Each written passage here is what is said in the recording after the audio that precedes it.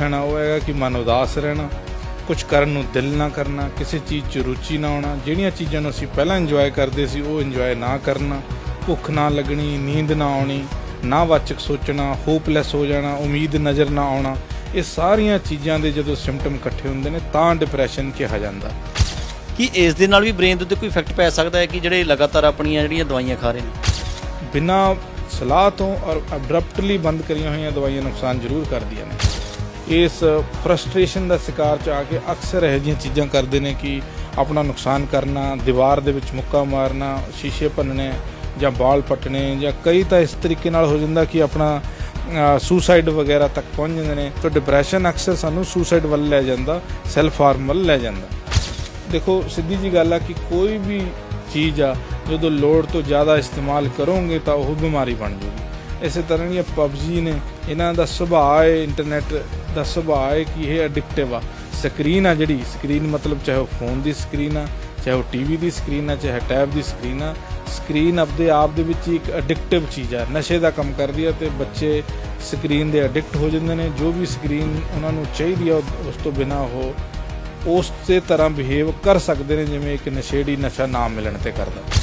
ਪਰ ਮੈਂ ਤੁਹਾਨੂੰ ਦੱਸਣਾ ਚਾਹੁੰਦਾ ਕਿ ਇਹ ਬਿਲਕੁਲ ਠੀਕ ਹੋ ਸਕਦਾ ਜੇ ਅਸੀਂ ਸਹੀ ਸਮੇਂ 'ਤੇ ਸ਼ੁਰੂਆਤੀ ਦੌਰ ਦੇ ਵਿੱਚ ਆਪਣੇ ਸਿੰਪਟਮਾਂ ਨੂੰ ਪਹਿਚਾਣ ਲਈਏ ਅਤੇ ਕਿਸੇ ਪ੍ਰੋਫੈਸ਼ਨਲ ਹੈਲਪ ਦੀ ਮਦਦ ਲਈਏ ਤਾਂ ਇਸ ਨੂੰ ਬੜੀ ਆਸਾਨੀ ਨਾਲ ਠੀਕ ਕੀਤਾ ਜਾ ਸਕਦਾ। ਦੋ ਤਰੀਕੇ ਨਾਲ ਹਰ ਇੱਕ ਮਾਨਸਿਕ ਬਿਮਾਰੀ ਦਾ ਇਲਾਜ ਹੁੰਦਾ, ਇੱਕ ਦਵਾਈਆਂ ਨਾਲ ਤੇ ਇੱਕ ਕਾਉਂਸਲਿੰਗ ਦੇ ਨਾਲ। ਡਿਪਰੈਸ਼ਨ ਇੱਕ ਅਜਿਹੀ ਬਿਮਾਰੀ ਹੈ ਜਿਸ ਦੇ ਕਾਰਨ ਬਹੁਤ ਸਾਰੇ ਲੋਕਾਂ ਨੇ ਆਪਣੀ ਜਾਨ ਵੀ ਗਵਾਈ ਹੈ। ਲੋਕ ਇਸ ਦੇ ਬਾਰੇ ਗੱਲ ਨਹੀਂ ਕਰ ਪਾਉਂਦੇ ਖੁੱਲ੍ਹ ਕੇ, ਲੇਕਿਨ ਇਸ ਦੇ ਨਾਲ ਇਹ ਵੀ ਹੁੰਦਾ ਹੈ ਕਿ ਬਹੁਤ ਸਾਰੇ ਲੋਕਾਂ ਦੇ ਵਿੱਚ ਮਨ ਦੇ ਵਿੱਚ ਵਹਿਮ ਹੁੰਦਾ ਕਿ ਡਿਪਰੈਸ਼ਨ ਦੇ ਕਾਰਨ ਉਹਨਾਂ ਦੇ ਨਾਲ ਕੁਝ ਵੀ ਅਣਹੋਣੀ ਹੋ ਸਕਦੀ ਹੈ। ਕਿੱਦਾਂ ਉਸ ਨੂੰ ਟਾਲ ਸਕਦੇ ਹਾਂ, ਕਿੱਦਾਂ ਡਿਪਰੈਸ਼ਨ ਨੂੰ ਠੀਕ ਕਰ ਸਕਦੇ ਹਾਂ, ਇਸ ਦੇ ਬਾਰੇ ਅਸੀਂ ਗੱਲਬਾਤ ਕਰਾਂਗੇ। ਸਾਡੇ ਨਾਲ ਇਸ ਵੇਲੇ ਡਾਕਟਰ ਤਰਲੋਚਨ ਸਿੰਘ ਜੀ ਮੌਜੂਦ ਨੇ, ਸਾਈਕੋਲੋਜਿਸਟ ਨੇ। ਡਾਕਟਰ ਸਾਹਿਬ, ਸਭ ਤੋਂ ਪਹਿਲਾਂ ਦੱਸਿਆ ਜਾਵੇ ਕਿ ਇਹ ਡਿਪਰੈਸ਼ਨ ਹੈ ਜਿਹੜੀ ਬਿਮਾਰੀ, ਇਹ ਹੈ ਕੀ ਚੀਜ਼? ਕਿਉਂਕਿ ਕਈ ਜਾਣੇ ਕਹਿ ਦਿੰਦੇ ਆ ਇਹ ਮਾਨਸਿਕ ਅਜਿਹੀ ਚੀਜ਼ ਹੈ ਕਿ ਜਿਹੜੀ ਆਪਾਂ ਠੀਕ ਕਰ ਸਕਦੇ ਹਾਂ। ਇਹ ਹੈ ਕੀ ਚੀਜ਼ ਹੈ? ਹਾਂਜੀ, ਸਾਰਿਆਂ ਨੂੰ ਪਹਿਲਾਂ ਸਤਿ ਸ਼੍ਰੀ ਅਕਾਲ। ਇਹ ਬਹੁਤ ਹੀ ਖੂਬਸੂਰਤ ਅਤੇ ਇੰਪੋਰਟੈਂਟ ਵਿਸ਼ਾ ਤੁਸੀਂ ਚੁਣਿਆ। ਐਕਚੁਅਲੀ ਡਿਪਰੈਸ਼ਨ ਇੱਕ ਮਨੋਰੋਗ ਹੈ, ਪਰ ਇਹ ਡਿਪਰੈਸ਼ਨ ਦਾ ਸ਼ਬਦ ਹੈ ਜਿਹੜਾ ਉਹ ਬਹੁਤ ਹੀ ਕਾਮਨਲੀ ਯੂਜ਼ ਹੁੰਦਾ ਸਾਰਿਆਂ ਵੱਲੋਂ। ਕਿਸੇ ਵੀ ਤਰ੍ਹਾਂ ਦੀ ਬਿਹੇਵੀਅਰਲ ਜਾਂ ਇਮੋਸ਼ਨਲ ਬੰਦੇ ਨੂੰ ਪ੍ਰੋਬਲਮ ਹੁੰਦੀ ਹੈ, ਅਸੀਂ ਕਹਿ ਦਿੰਦੇ ਹਾਂ ਕਿ ਇਹ ਡਿਪਰੈਸ਼ਨ ਹੋ ਗਿਆ ਇਸ ਨੂੰ। ਪਰ ਮੈਂ ਤੁਹਾਨੂੰ ਦੱਸਣਾ ਚਾਹੁੰਦਾ ਕਿ ਡਿਪਰੈਸ਼ਨ ਇੱਕ ਬਹੁਤ ਵੱਡੀ ਟਰਮ ਆ ਜਿਹਦੇ 'ਚ ਬਹੁਤ ਸਾਰੀਆਂ ਚੀਜ਼ਾਂ ਹੁੰਦੀਆਂ ਨੇ, ਤਾਂ ਹੀ ਅਸੀਂ ਡਿਪਰੈਸ਼ਨ ਮੰਨਦੇ ਹਾਂ। ਜਿਵੇਂ ਇਹਦਾ ਸਭ ਤੋਂ ਪਹਿਲਾਂ ਜਿਹੜਾ ਚਿੰਨ੍ਹ ਆ, ਲੱਛਣ ਆ, ਉਹ ਹੈਗਾ ਕਿ ਮਨ ਉਦਾਸ ਰਹਿਣਾ, ਕੁਝ ਕਰਨ ਨੂੰ ਦਿਲ ਨਾ ਕਰਨਾ, ਕਿਸੇ ਚੀਜ਼ 'ਚ ਰੁਚੀ ਨਾ ਆਉਣਾ, ਜਿਹੜੀਆਂ ਚੀਜ਼ਾਂ ਨੂੰ ਅਸੀਂ ਪਹਿਲਾਂ ਇੰਜੋਏ ਕਰਦੇ ਸੀ ਉਹ ਇੰਜੋਏ ਨਾ ਕਰਨਾ, ਭੁੱਖ ਨਾ ਲੱਗਣੀ, ਨੀਂਦ ਨਾ ਆਉਣੀ, ਔਰ ਸਾਡਾ ਭੁੱਖ ਨਾ ਲੱਗਣ ਕਰਕੇ ਵੇਟ ਦੇ ਵਿੱਚ ਤਬਦੀਲੀ ਹੋਣੀ, ਜਾਂ ਐਨਰਜੀ ਦੀ ਕਮੀ ਮਹਿਸੂਸ ਹੋਣੀ, ਉਤਸ਼ਾਹ ਦੀ ਕਮੀ ਹੋਣੀ, ਅਤੇ ਨੈਗੇਟਿਵ ਸੋਚ ਹੋ ਜਾਣੀ, ਨਾਵਾਚਕ ਸੋਚਣਾ, ਹੋਪਲੈਸ ਹੋ ਜਾਣਾ, ਉਮੀਦ ਨਜ਼ਰ ਨਾ ਆਉਣਾ। ਇਹ ਸਾਰੀਆਂ ਚੀਜ਼ਾਂ ਦੇ ਜਦੋਂ ਸਿੰਪਟਮ ਇਕੱਠੇ ਹੁੰਦੇ ਨੇ ਤਾਂ ਡਿਪਰੈਸ਼ਨ ਕਿਹਾ ਜਾਂਦਾ। ਸਿਰਫ ਇਕੱਲੀ ਉਦਾਸੀ ਡਿਪਰੈਸ਼ਨ ਨਹੀਂ ਹੁੰਦੀ, ਜਾਂ ਇਕੱਲੀ ਚਿੰਤਾ ਡਿਪਰੈਸ਼ਨ ਨਹੀਂ ਹੁੰਦੀ, ਉਹ ਹੋਰ ਰੋਗ ਹੋ ਸਕਦਾ। ਇਹ ਡਿਪਰੈਸ਼ਨ ਦਾ ਇੱਕ ਲੱਛਣ ਜ਼ਰੂਰ ਆ, ਪਰ ਬਹੁਤ ਸਾਰੀਆਂ ਇਕੱਠੇ ਸਿੰਪਟਮ ਜਦੋਂ ਆਉਂਦੇ ਨੇ ਔਰ ਕੁਝ ਲੰਬੇ ਸਮੇਂ ਤੋਂ ਹੋਣ, ਇਹ ਨਹੀਂ ਹੈਗਾ ਕਿ 2-4 ਦਿਨਾਂ ਤੋਂ ਤੁਸੀਂ ਇਹ ਸੇਮ ਅਨੁਭਵ ਕਰ ਰਹੇ ਹੋ ਤਾਂ ਤੁਸੀਂ ਡਿਪਰੈਸ਼ਨ 'ਚ ਚਲੇ ਗਏ। ਇਹਦਾ ਮਤਲਬ ਹੈ ਕਿ ਤੁਹਾਨੂੰ ਕੁਝ ਖਾਸ ਸਮੇਂ ਤੋਂ, ਘੱਟੋ ਘੱਟ 2-3 ਹਫ਼ਤੇ ਤੋਂ ਲਗਾਤਾਰ ਇਹ ਸਾਰਾ ਦਿਨ ਇਸੇ ਤਰ੍ਹਾਂ ਦੀ ਸਥਿਤੀ ਰਹਿ ਰਹੀ ਹੈ, ਤਾਂ ਜਾ ਕੇ ਅਸੀਂ ਉਸ ਨੂੰ ਡਿਪਰੈਸ਼ਨ ਕਹਾਂਗੇ। ਅਸੀਂ ਇਸ ਤੋਂ ਇਲਾਵਾ ਗੱਲ ਕਰਦੇ ਹਾਂ ਕਿ ਬਹੁਤ ਸਾਰੇ ਅਜਿਹੇ ਲੋਕ ਹੁੰਦੇ ਨੇ ਜਿਨ੍ਹਾਂ ਦੇ ਮਨ ਦੇ ਵਿੱਚ ਸਵਾਲ ਹੁੰਦਾ ਆ ਕਿ ਇਸ ਨੂੰ ਠੀਕ ਕੀਤਾ ਜਾਵੇ ਤਾਂ ਕਰਿਆ ਕਿਵੇਂ ਜਾਵੇ, ਕਿਉਂਕਿ ਲੋਕ ਇਸ ਦੇ ਬਾਰੇ ਗੱਲ ਕਰਨ ਨੂੰ ਕਤਰਾਉਂਦੇ ਹੁੰਦੇ ਨੇ। ਅਗਲਾ ਕਹਿੰਦਾ ਵੀ ਮੈਂ ਗੱਲ ਕਰੂੰਗਾ ਘਰਦਿਆਂ ਨਾਲ, ਘਰ ਦੇ ਵੀ ਟੈਨਸ਼ਨ ਲੈਣਗੇ ਇਸ ਨੂੰ ਲੈ ਕੇ, ਤਾਂ ਉਹ ਕਿੱਦਾਂ ਠੀਕ ਹੋ ਸਕਦੀ ਹੈ? ਬਿਲਕੁਲ, ਦੇਖੋ ਡਿਪਰੈਸ਼ਨ ਸਭ ਤੋਂ ਪਹਿਲਾਂ ਮੈਂ ਦੱਸਣਾ ਚਾਹੁੰਦਾ ਕਿ ਇਹ ਬਹੁਤ ਵੱਡੀ ਬਿਮਾਰੀ ਬਣ ਚੁੱਕੀ ਹੈ ਅੱਜ ਕੱਲ੍ਹ, ਕਿਉਂਕਿ ਅਸੀਂ ਯੋਗ ਸਮੇਂ 'ਤੇ ਪਹਿਲਾਂ 'ਚ ਇਹਦਾ ਇਸ ਚੀਜ਼ ਦੀ ਇਨੀਸ਼ੀਏਟ ਨਹੀਂ ਕਰਦੇ, ਸਹੀ ਸਮੇਂ 'ਤੇ ਪ੍ਰੋਫੈਸ਼ਨਲ ਹੈਲਪ ਨੂੰ ਨਹੀਂ ਲੈਂਦੇ, ਮੇਬੀ ਝਿਜਕ ਦੇ ਕਾਰਨ, ਸ਼ਰਮ ਦੇ ਕਾਰਨ, ਡਰ ਦੇ ਕਾਰਨ, ਜਾਂ ਸਾਨੂੰ ਪਤਾ ਹੀ ਨਹੀਂ ਵੀ ਇਹਦਾ ਇਲਾਜ ਕਿੱਥੋਂ ਲੈਣਾ। ਇਸ ਕਰਕੇ ਚੀਜ਼ ਜਦੋਂ ਬਹੁਤ ਵਿਗੜ ਜਾਂਦੀ ਹੈ, ਇਸ ਕਰਕੇ ਉਹ ਬਹੁਤ ਸੀਵੀਅਰ ਅਤੇ ਗੰਭੀਰ ਲੈਵਲ 'ਤੇ ਫਿਰ ਹਸਪਤਾਲਾਂ ਦੇ ਵਿੱਚ ਦਾਖਲ ਰਹਿ ਕੇ ਲੋਕ ਇਲਾਜ ਕਰਦੇ ਨੇ, ਔਰ ਉਨਾ ਹੀ ਇਲਾਜ ਵੀ ਮੁਸ਼ਕਿਲ ਹੋ ਜਾਂਦਾ।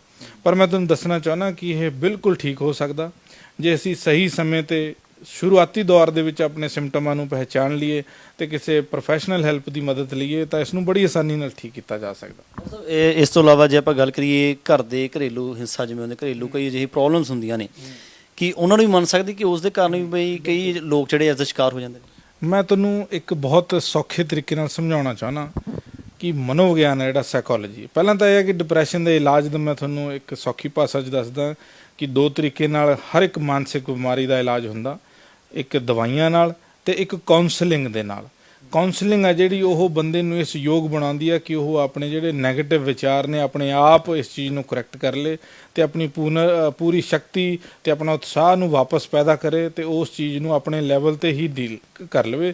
ਮਤਲਬ ਕਾਉਂਸਲਿੰਗ ਤੁਹਾਨੂੰ ਟ੍ਰੇਨਿੰਗ ਦਿੰਦੀ ਹੈ ਕਿ ਰੋਜ਼ਮर्रा ਦੀਆਂ ਸਟ੍ਰੈਸਫੁਲ ਚੀਜ਼ਾਂ ਨਾਲ, ਜਿਵੇਂ ਤੁਸੀਂ ਕਿਹਾ ਘਰੇਲੂ ਹਿੰਸਾ ਜਾਂ ਬਿਜ਼ਨਸ 'ਚ ਘਾਟਾ ਜਾਂ ਕੋਈ ਕੰਮ ਨਾ ਬਣਨਾ, ਇਸ ਚੀਜ਼ਾਂ ਨੂੰ ਪੋਜ਼ਿਟਿਵਲੀ ਕਿਵੇਂ ਕੋਪ ਕਰਨਾ ਤਾਂ ਕਿ ਇਹ ਅੱਗੇ ਜਾ ਕੇ ਡਿਪਰੈਸ਼ਨ ਨਾ ਬਣੇ। ਔਰ ਜਿੱਥੋਂ ਤੱਕ ਦਵਾਈਆਂ ਦਾ ਸਵਾਲ ਆ ਕਿ ਜਦੋਂ ਅਸੀਂ ਲੇਟ ਹੋ ਜਾਵਾਂਗੇ, ਸਹੀ ਸਮੇਂ 'ਤੇ ਇਹਨਾਂ ਚੀਜ਼ਾਂ ਨੂੰ ਨਹੀਂ ਮੈਨੇਜ ਕਰਾਂਗੇ ਤਾਂ ਅਕਸਰ ਸਾਡੇ ਬ੍ਰੇਨ ਦੇ ਵਿੱਚ ਵੀ ਕੁਝ ਇਹੋ ਜਿਹੀਆਂ ਨਿਊਰੋਕੈਮੀਕਲ ਚੇਂਜਸ ਹੋ ਜਾਂਦੀਆਂ ਨੇ ਜਿੱਥੇ ਅਕਸਰ ਸਾਨੂੰ ਫਿਰ ਦਵਾਈਆਂ ਦੀ ਮਦਦ ਲੈਣ ਦੀ ਵੀ ਲੋੜ ਪੈਂਦੀ ਆ। ਪਰ ਸਹੀ ਇਲਾਜ ਆ ਜਿਹੜਾ ਪੂਰਨ ਤੌਰ 'ਤੇ ਠੀਕ ਕਰਨ ਦਾ ਉਹ ਇਹੀ ਆ ਕਿ ਦਵਾਈਆਂ ਦੀ ਮਦਦ ਨਾਲ ਅਸੀਂ ਕੁਝ ਸਿੰਪਟਮਾਂ ਤੋਂ ਨਿਜਾਤ ਪਾਵਾਂਗੇ, ਪਰ ਲੰਬੇ ਸਮੇਂ ਲਈ ਅਸੀਂ ਕੁਝ ਸਿੱਖਾਂਗੇ ਤਾਂ ਕਿ ਇਹੋ ਜਿਹੀਆਂ ਸਥਿਤੀਆਂ ਨੂੰ ਅਸੀਂ ਕਿਵੇਂ ਮੈਨੇਜ ਕਰੀਏ ਆਪਣੇ ਲੈਵਲ 'ਤੇ ਤਾਂ ਕਿ ਇਹ ਡਿਪਰੈਸ਼ਨ 'ਚ ਨਾ ਬਦਲਣ। ਜਿਹਨਾਂ ਕਈ ਲੋਕਾਂ ਦੀ ਜਿਹੜੀ ਹੈ ਪੇਸ਼ੈਂਟ ਹੁੰਦੇ ਨੇ, ਉਹਨਾਂ ਦੀ ਲਗਾਤਾਰ ਦਵਾਈ ਚੱਲਦੀ ਆਉਂਦੀ ਹੁੰਦੀ ਹੈ, ਉਹਨਾਂ ਦੀ ਡੋਜ਼ ਜਿਹੜੀ ਹੈ ਉਹ ਘਟਾਈ ਜਾਂਦੀ ਹੈ, ਹੌਲੀ ਹੌਲੀ ਘਟਾਈ ਜਾਂਦੀ, ਕਈਆਂ ਨੂੰ 4-4 ਮਹੀਨੇ 5-5 ਮਹੀਨੇ ਹੋ ਜਾਂਦੇ ਨੇ ਉਸੇ ਤਰ੍ਹਾਂ ਮੈਡੀਸਨ ਖਾਂਦਿਆਂ ਹੋਇਆਂ। ਕੀ ਇਸ ਦੇ ਨਾਲ ਵੀ ਬ੍ਰੇਨ ਦੇ ਉੱਤੇ ਕੋਈ ਇਫੈਕਟ ਪੈ ਸਕਦਾ ਹੈ ਕਿ ਜਿਹੜੇ ਲਗਾਤਾਰ ਆਪਣੀਆਂ ਜਿਹੜੀਆਂ ਦਵਾਈਆਂ ਖਾ ਰਹੇ ਨੇ? ਬਿਲਕੁਲ, ਦੇਖੋ ਮਨੋਰੋਗਾਂ ਦੀਆਂ ਦਵਾਈਆਂ ਨੇ ਜਿਹੜੀਆਂ ਉਹ ਨੋ ਡਾਊਟ ਉਹ ਲੰਬੀਆਂ ਚੱਲਦੀਆਂ ਨੇ, ਪਰ ਇਹ ਕਹਿਣਾ ਸਹੀ ਨਹੀਂ ਕਿ ਉਹਨਾਂ ਦਾ ਇਹ ਨੁਕਸਾਨ ਹੀ ਹੁੰਦਾ। ਜਦੋਂ ਅਸੀਂ ਨਿਗਰਾਨੀ ਹੇਠ ਇੱਕ ਯੋਗ ਸੁਪਰਵਿਜ਼ਨ ਡਾਕਟਰ ਦੀ ਸਲਾਹ ਨਾਲ ਉਸ ਦਾ ਫੇਰ ਬਦਲ ਕਰਾਂਗੇ ਜਾਂ ਬਿਨਾਂ ਡਾਕਟਰ ਦੀ ਸਲਾਹ ਤੋਂ ਲਵਾਂਗੇ ਤਾਂ ਜ਼ਰੂਰ ਨੁਕਸਾਨ ਹੁੰਦਾ। ਅਗਰ ਡਾਕਟਰ ਤੁਹਾਨੂੰ ਗਾਈਡ ਕਰ ਰਿਹਾ ਉਸ ਦੇ ਹਿਸਾਬ ਨਾਲ ਡਾਕਟਰ ਦੀ ਦਵਾਈ ਦੇਣ ਦਾ ਹਰ ਇੱਕ ਦਾ ਸਿਸਟਮ ਹੈ, ਉਸ ਨੇ ਕਦੋਂ ਵਧਾਉਣੀ ਕਦੋਂ ਘਟਾਉਣੀ ਉਹ ਸਾਰੀ ਤੁਹਾਡੀ ਹਿਸਟਰੀ ਲੈ ਕੇ ਤੁਹਾਨੂੰ ਹਰ ਫੋਲੋ ਅਪ 'ਤੇ ਦੇਖ ਕੇ ਕੁਝ ਡਿਸਾਈਡ ਕਰਦਾ ਤੇ ਉਸ ਹਿਸਾਬ ਨਾਲ ਚੱਲਾਂਗੇ ਤਾਂ ਦਵਾਈਆਂ ਜ਼ਰੂਰੀ ਨਹੀਂ ਕਿ ਨੁਕਸਾਨ ਕਰਨਗੀਆਂ। ਪਰ ਬਹੁਤ ਲੋਕ ਆਪ ਹੀ ਸੋਚ ਲੈਂਦੇ ਨੇ ਕਿ ਯਾਰ ਮੈਂ ਦਵਾਈ ਨਹੀਂ ਲੈਣੀ, ਮੈਂ ਬੰਦ ਕਰ ਦੇਣਾ, ਬਿਨਾਂ ਡਾਕਟਰ ਦੀ ਸਲਾਹ ਤੋਂ ਇਸ ਤਰ੍ਹਾਂ ਦੀ ਡੋਜ਼ਿਸ 'ਤੇ ਬੰਦ ਕਰ ਦਿੰਦੇ ਨੇ ਜੋ ਡਾਕਟਰ ਚਾਹ ਰਿਹਾ ਹੁੰਦਾ ਕਿ ਇਹਦੀ ਹਜੇ ਘਟਾ ਕੇ ਬੰਦ ਕਰੀਏ। ਉਹ ਫਿਰ ਬਿਨਾਂ ਸਲਾਹ ਤੋਂ ਔਰ ਅਬਰਪਟਲੀ ਬੰਦ ਕਰੀਆਂ ਹੋਈਆਂ ਦਵਾਈਆਂ ਨੁਕਸਾਨ ਜ਼ਰੂਰ ਕਰਦੀਆਂ ਨੇ। ਪਰ ਜੋ ਦਵਾਈ ਆ ਉਸ ਤੋਂ ਇਲਾਵਾ ਮੈਂ ਚਾਹੂੰਗਾ ਕਿ ਜੋ ਮੇਰਾ ਆਪਣਾ ਏਰੀਆ ਉਹ ਕਾਉਂਸਲਿੰਗ ਸਾਈਕੋਥੈਰੇਪੀ ਦਾ। ਅਸੀਂ ਇਹ ਮੰਨ ਕੇ ਚੱਲਦੇ ਹਾਂ ਕਿ ਜਿਹੜੀ ਬਿਮਾਰੀ ਹੈ ਡਿਪਰੈਸ਼ਨ ਆ, ਖਾਸ ਤੌਰ 'ਤੇ ਤੁਸੀਂ ਪੁੱਛਿਆ ਸੀ ਇਹ ਹੁੰਦਾ ਕਿਉਂ ਆ। ਡਿਪਰੈਸ਼ਨ ਹੋਣ ਦੇ ਹਜ਼ਾਰਾਂ ਕਾਰਨ ਹੋ ਸਕਦੇ ਨੇ। ਕਿਸੇ ਦੀ ਜ਼ਿੰਦਗੀ ਦੇ ਵਿੱਚ ਕੋਈ ਗਮੀ ਜਾਂ ਕੋਈ ਲਾਸ ਹੋ ਸਕਦਾ, ਕੋਈ ਵੱਡਾ ਨੁਕਸਾਨ ਹੋ ਸਕਦਾ, ਕਿਸੇ ਨੂੰ ਘਰੇਲੂ ਹਿੰਸਾ ਘਰੇਲੂ ਤਣਾਅ ਪੈਦਾ ਕਰ ਸਕਦਾ, ਕਿਸੇ ਨੂੰ ਬਿਜ਼ਨਸ ਦੇ ਵਿੱਚ ਪ੍ਰੋਬਲਮਾਂ ਆਈਆਂ ਨੇ ਉਸ ਵਜ੍ਹਾ ਕਰਕੇ ਹੋ ਸਕਦਾ। ਉਹ ਕਾਰਨ ਜਾਇਜ਼ ਕਾਰਨ ਨੇ, ਪਰ ਡਿਪਰੈਸ਼ਨ ਅਸੀਂ ਉਦੋਂ ਕਹਿੰਦੇ ਹਾਂ ਕਿ ਜਦੋਂ ਕਾਰਨ ਉਨੇ ਮਹੱਤਵਪੂਰਨ ਨਹੀਂ ਰਹੇ ਔਰ ਫਿਰ ਵੀ ਤੁਸੀਂ ਉਸ ਗਮੀ ਦੇ ਵਿੱਚ ਹਜੇ ਲੰਬੇ ਸਮੇਂ ਲਈ ਚੱਲੀ ਜਾ ਰਹੇ ਹੋ। ਕੋਈ ਸਪੋਜ਼ ਕੋਈ ਤੁਹਾਡੀ ਕੀਮਤੀ ਨੁਕਸਾਨ ਹੋ ਜਾਏ, ਸਪੋਜ਼ ਮੇਰਾ ਕੋਈ ਮੋਬਾਈਲ ਆ ਹੁਣ ਥੱਲੇ ਇੱਕਦਮ ਡਿੱਗ ਜਾਏ ਔਰ ਉਹਦੀ ਸਕਰੀਨ ਟੁੱਟ ਗਈ, ਤਾਂ ਉਸ ਟੁੱਟੀ ਹੋਈ ਸਕਰੀਨ ਨੂੰ ਦੇਖ ਕੇ ਮੇਰੇ ਮਨ 'ਚ ਵੀ ਉਦਾਸੀ ਹੋਊਗਾ, ਕੁਝ ਕਰਨ ਨੂੰ ਦਿਲ ਨਹੀਂ ਕਰੂਗਾ ਔਰ ਮੈਂ ਖਿਜਿਆ ਰਹੂੰਗਾ ਔਰ ਹੋ ਸਕਦਾ ਕਿ ਮੈਂ ਹੋਪਲੈਸ ਹੋ ਜਾ ਕਿ ਯਾਰ ਮੇਰਾ ਤਾਂ ਨੁਕਸਾਨ ਹੀ ਹੁੰਦਾ। ਪਰ ਕੁਝ ਘੰਟਿਆਂ ਬਾਅਦ ਜਦੋਂ ਮੈਨੂੰ ਪਤਾ ਕਿ ਮੈਂ ਸਰਵਿਸ ਸੈਂਟਰ 'ਚ ਉਹਨੂੰ ਰਿਪੇਅਰ ਕਰਾ ਲਿਆ ਔਰ ਮੇਰੀ ਉਦਾਸੀ ਉਹ ਚਲੀ ਜਾਊਗੀ। ਪਰ ਡਿਪਰੈਸ਼ਨ 'ਚ ਇਸ ਤਰ੍ਹਾਂ ਨਹੀਂ ਹੁੰਦਾ।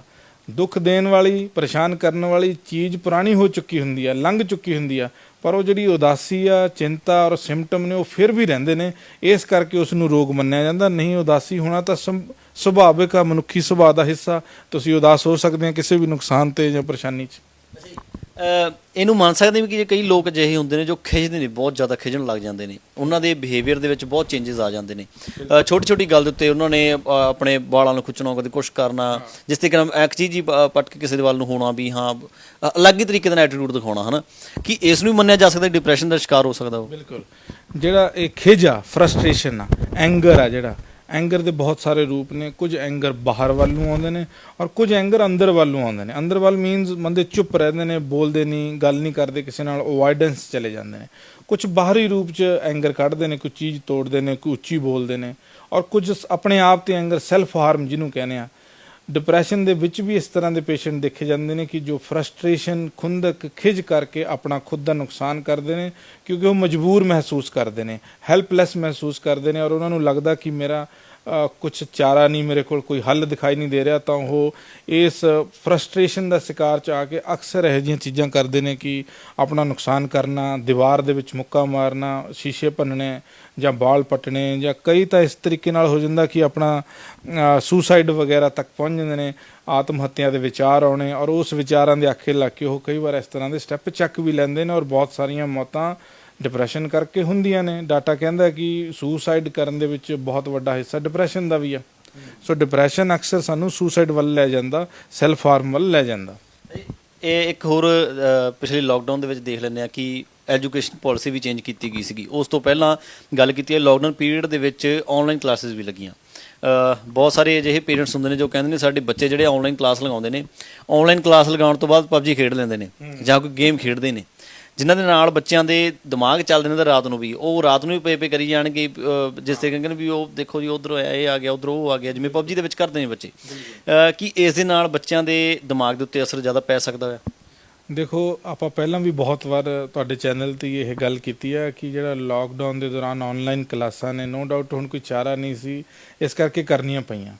ਪਰ ਜਿਹੜੀ ਪੂਰਾ ਸੰਪੂਰਨ ਵਿਕਾਸ ਕਿਸੇ ਦੀ ਪਰਸਨੈਲਿਟੀ ਦਾ ਹੁੰਦਾ ਉਹ ਫਿਜ਼ੀਕਲ ਕਲਾਸ 'ਚ ਹੀ ਹੋ ਸਕਦਾ, ਕਿਉਂਕਿ ਉੱਥੇ ਇੱਕ ਦੂਸਰੇ ਨਾਲ ਮਿਲ ਵਰਤਨ, ਦੂਜੇ ਨਾਲ ਗੱਲਬਾਤ ਕਰਨੀ, ਸੋਸ਼ਲ ਸਰਕਲ ਡਿਵੈਲਪ ਕਰਨਾ, ਜ਼ਿੰਮੇਵਾਰੀ ਦੀ ਭਾਵਨਾ ਆਉਣਾ, ਰਿਸ਼ਤੇ ਨਾਤਿਆਂ ਦੇ ਵਿੱਚ ਆਦਾਨ ਪ੍ਰਵਾਨ ਕਰਨਾ, ਔਰ ਕੀ ਸਹੀ ਆ ਕੀ ਨਹੀਂ ਸਹੀ ਆ ਸਮਾਜ ਦੇ ਹਿਸਾਬ ਨਾਲ, ਇਹ ਸਾਰੀਆਂ ਚੀਜ਼ਾਂ ਗਰੁੱਪ ਬਿਹੇਵੀਅਰ ਆ, ਸਮੂਹ 'ਚ ਹੀ ਸਿੱਖੀਆਂ ਜਾ ਸਕਦੀਆਂ ਨੇ। ਔਰ ਇਸ ਕਰਕੇ ਜਦੋਂ ਆਨਲਾਈਨ ਅਸੀਂ ਸਕਰੀਨ ਤੇ ਬੈਠਾਂਗੇ ਤਾਂ ਉਹ ਬਹੁਤ ਸਾਰੇ ਬ੍ਰੇਨ ਦੇ, ਸਾਡੀ ਪਰਸਨੈਲਿਟੀ ਦੇ ਬਹੁਤ ਸਾਰੇ ਹਿੱਸੇ ਇਹੋ ਜਿਹੇ ਨੇ ਜਿਹੜੇ ਕਿ ਬਿਨਾਂ ਡਿਵੈਲਪ ਤੇ ਰਹਿ ਜਾਂਦੇ ਨੇ, ਔਰ ਬੱਚਿਆਂ ਨੂੰ ਇਹ ਚੀਜ਼ਾਂ ਨਹੀਂ ਪਤਾ ਲੱਗਦੀਆਂ ਕਿ ਕੀ ਯੋਗ ਆ ਕੀ ਨਹੀਂ। ਔਰ ਰਹੀ ਗੱਲ ਗੇਮ ਦੀ, ਦੇਖੋ ਸਿੱਧੀ ਜੀ ਗੱਲ ਆ ਕਿ ਕੋਈ ਵੀ ਚੀਜ਼ ਆ ਜਦੋਂ ਲੋੜ ਤੋਂ ਜ਼ਿਆਦਾ ਇਸਤੇਮਾਲ ਕਰੋਗੇ ਤਾਂ ਉਹ ਬਿਮਾਰੀ ਬਣ ਜਾਊਗੀ। ਇਸੇ ਤਰ੍ਹਾਂ ਇਹ ਪਬਜੀ ਨੇ, ਇਹਨਾਂ ਦਾ ਸੁਭਾਅ ਹੈ, ਇੰਟਰਨੈਟ ਦਾ ਸੁਭਾਅ ਹੈ ਕਿ ਇਹ ਐਡਿਕਟਿਵ ਆ। ਸਕਰੀਨ ਆ ਜਿਹੜੀ, ਸਕਰੀਨ ਮਤਲਬ ਚਾਹੇ ਉਹ ਫੋਨ ਦੀ ਸਕਰੀਨ ਆ, ਚਾਹੇ ਉਹ ਟੀਵੀ ਦੀ ਸਕਰੀਨ ਆ, ਚਾਹੇ ਟੈਬ ਦੀ ਸਕਰੀਨ ਆ, ਸਕਰੀਨ ਆਪਦੇ ਆਪ ਦੇ ਵਿੱਚ ਇੱਕ ਐਡਿਕਟਿਵ ਚੀਜ਼ ਆ, ਨਸ਼ੇ ਦਾ ਕੰਮ ਕਰਦੀ ਆ, ਤੇ ਬੱਚੇ ਸਕਰੀਨ ਦੇ ਐਡਿਕਟ ਹੋ ਜਾਂਦੇ ਨੇ। ਜੋ ਵੀ ਸਕਰੀਨ ਉਹਨਾਂ ਨੂੰ ਚਾਹੀਦੀ ਆ ਉਸ ਤੋਂ ਬਿਨਾਂ ਉਹ ਉਸੇ ਤਰ੍ਹਾਂ ਬਿਹੇਵ ਕਰ ਸਕਦੇ ਨੇ ਜਿਵੇਂ ਇੱਕ ਨਸ਼ੇੜੀ ਨਸ਼ਾ ਨਾ ਮਿਲਣ ਤੇ ਕਰਦਾ। ਅਖੀਰਲਾ ਸਵਾਲ ਹੈ ਜੀ ਮੇਰਾ, ਹੁਣ ਲੁਧਿਆਣਾ ਵਾਸੀਆਂ ਨੂੰ, ਸਮਾਜ ਦੇ ਲੋਕਾਂ ਨੂੰ ਜੋ ਛੋਟੀ ਛੋਟੀ ਗੱਲ ਦੇ ਉੱਤੇ ਆਪਣਾ ਜਿਹੜੇ ਆ ਫਿਕਰ ਕਰਦੇ ਬੈਠਦੇ ਹੁੰਦੇ ਨੇ ਨਾ, ਡਿਪਰੈਸ਼ਨ ਦਾ ਸ਼ਿਕਾਰ ਹੋ ਜਾਂਦੇ ਨੇ, ਉਹਨਾਂ ਲੋਕਾਂ ਨੂੰ, ਤੇ ਜਿਹੜੇ ਬੱਚੇ ਹੁਣ ਪੜ੍ਹਾਈ ਕਰ ਰਹੇ ਨੇ ਟੈਨਸ਼ਨ ਬਹੁਤ ਲੈਂਦੇ ਨੇ, ਉਹਨਾਂ ਨੂੰ ਤੁਸੀਂ ਆਪਣੇ ਵੱਲੋਂ ਕੀ ਸੁਨੇਹਾ ਦੇਣਾ ਚਾਹੁੰਦੇ ਹੋ? ਕੋਈ ਵੀ ਮਾਨਸਿਕ ਰੋਗੀ ਹੈ, ਚਿੰਤਾ ਤਣਾਅ ਇਸ ਚੀਜ਼ ਨੂੰ ਇਸ ਤਰੀਕੇ ਨਾਲ ਐਕਸਪਲੇਨ ਕਰ ਰਿਹਾ ਕਿ ਮੇਰੀ ਜ਼ਿੰਦਗੀ ਖਰਾਬ ਹੋ ਗਈ, ਮੇਰੀ ਵਾਈਫ ਚਲੀ ਗਈ ਛੱਡ ਕੇ, ਮੈਂ ਕਿਵੇਂ ਰਹੂੰਗਾ ਇਕੱਲਾ, ਮੈਨੂੰ ਕੌਣ ਲੋਕ ਕਹਿਣਗੇ, ਔਰ ਉਸ ਦਾ ਆਊਟਕਮ ਉਦਾਸੀ ਆ ਜਾਊਗੀ, ਸੈਡਨੈਸ ਆ ਜਾਊਗੀ। ਔਰ ਦੂਸਰੇ ਪਾਸੇ ਇੱਕ ਔਰਤ ਆ, ਉਹ ਇਸ ਨੂੰ ਇਸ ਤਰੀਕੇ ਨਾਲ ਐਕਸਪਲੇਨ ਕਰ ਰਹੀ, ਉਹ ਕਹਿ ਰਹੀ ਹੈ ਕਿ ਬਹੁਤ ਵਧੀਆ ਹੋਈ ਆ, ਮੈਨੂੰ ਫਰੀडम ਮਿਲ ਗਈ, ਮੈਂ ਹੁਣ ਫਰੀ ਹੋ ਗਈ, ਮੈਂ ਜੋ ਕਰ ਸਕਦੀ ਉਹ ਕਰੂੰਗੀ, ਮੈਂ ਇਸ ਬੰਦੇ ਨਾਲ ਪਰੇਸ਼ਾਨ ਸੀ, ਦੁਖੀ ਸੀ, ਹੁਣ ਮੈਨੂੰ ਆਜ਼ਾਦੀ ਮਿਲ ਗਈ। ਔਰ ਉਸ ਦਾ ਜਿਹੜਾ ਆਊਟਕਮ ਆਊਗਾ, ਹੈਪੀਨੈਸ ਆਊਗਾ, ਖੁਸ਼ੀ ਹੋਊਗਾ। ਹੁਣ ਇੱਥੇ ਦੇਖਣ ਵਾਲੀ ਗੱਲ ਇਹ ਆ ਕਿ ਹੋਇਆ ਦੋਨਾਂ ਦਾ ਡਿਵੋਰਸ ਆ, ਪਰ ਨਤੀਜੇ ਦੋਨੋਂ ਦੇ ਵੱਖੋ ਵੱਖਰੇ ਨੇ। ਇੱਕ ਬੰਦਾ ਖੁਸ਼ ਮਹਿਸੂਸ ਹੋ ਰਿਹਾ ਔਰ ਇੱਕ ਡਿਪਰੈਸ਼ਨ ਚਲਾ ਗਿਆ। ਔਰ ਇਹਦਾ ਸਿੱਧਾ ਕਾਰਨ ਇਹ ਹੈ ਕਿ ਜਿਸ ਤਰੀਕੇ ਨਾਲ ਚੀਜ਼ਾਂ ਨੂੰ ਅਸੀਂ ਐਕਸਪਲੇਨ ਕਰਦੇ ਹਾਂ, ਉਸ ਦਾ ਮਤਲਬ ਕੱਢਦੇ ਹਾਂ, ਜੋ ਮਤਲਬ ਉਸ ਦੇ ਅਸਾਈਨ ਕਰਦੇ ਹਾਂ, ਉਹੀ ਮਤਲਬ ਤੈਅ ਕਰਦੇ ਨੇ ਕਿ ਅਸੀਂ ਕਿਸ ਤਰ੍ਹਾਂ ਦੀਆਂ ਫੀਲਿੰਗਸ 'ਚ ਜਾਵਾਂਗੇ, ਉਹ ਡਿਪਰੈਸ਼ਨ ਬਣੂਗਾ ਜਾਂ ਉਹ ਖੁਸ਼ੀ ਬਣੂਗੀ। ਸੋ ਇਸ ਕਰਕੇ ਜਾਂਦੇ ਜਾਂਦੇ ਮੈਂ ਸਭ ਨੂੰ ਇਹ ਮੈਸੇਜ ਦੇਣਾ ਚਾਹੂੰਗਾ ਕਿ ਸਥਿਤੀਆਂ ਸਾਡੇ ਵੱਸ 'ਚ ਨਹੀਂ ਹੁੰਦੀਆਂ, ਪਰ ਉਸ ਸਥਿਤੀਆਂ ਨੂੰ ਕਿਵੇਂ ਐਕਸਪਲੇਨ ਕਰਨਾ ਇਹ ਜ਼ਰੂਰ ਸਾਡੇ ਵੱਸ 'ਚ ਆ। ਇਸ ਕਰਕੇ ਹਮੇਸ਼ਾ ਪੋਜ਼ਿਟਿਵ ਤਰੀਕੇ ਨਾਲ ਉਸ ਨੂੰ ਐਕਸਪਲੇਨ ਕਰਨ ਦੀ ਕੋਸ਼ਿਸ਼ ਕੀਤੀ ਜਾਵੇ ਤਾਂ ਕਿ ਅਸੀਂ ਨੈਗੇਟਿਵ ਇਮੋਸ਼ਨਸ ਦਾ ਸਾਹਮਣਾ ਕਰਨ ਤੋਂ ਬਚ ਸਕੀਏ ਔਰ ਅਸੀਂ ਆਪਣੀ ਆਮ ਜ਼ਿੰਦਗੀ 'ਚ ਖੁਸ਼ੀ ਮਹਿਸੂਸ ਕਰ ਸਕੀਏ। ਬਹੁਤ ਧੰਨਵਾਦ ਜੀ। ਸੋ ਇਸ ਡਾਕਟਰ ਤਰਲੋਚਨ ਸਿੰਘ ਜੀ, ਸਾਈਕੋਲੋਜਿਸਟ। ਅਗਰ ਤੁਹਾਨੂੰ ਵੀ ਕਿਸੇ ਤਰ੍ਹਾਂ ਦਾ ਕੋਈ ਅਜਿਹਾ ਸਿੰਪਟਮ ਲੱਗਦਾ ਹੈ, ਜੇ ਤੁਹਾਨੂੰ ਲੱਗਦਾ ਕਿ ਡਿਪਰੈਸ਼ਨ ਹੋ ਸਕਦਾ, ਤਾਂ ਆਪਣੇ ਡਾਕਟਰ ਦੇ ਨਾਲ ਜ਼ਰੂਰ ਕੰਸਲਟ ਕਰੋ ਤੇ ਡਿਪਰੈਸ਼ਨ ਤੋਂ ਜ਼ਰੂਰ ਬਚੋ।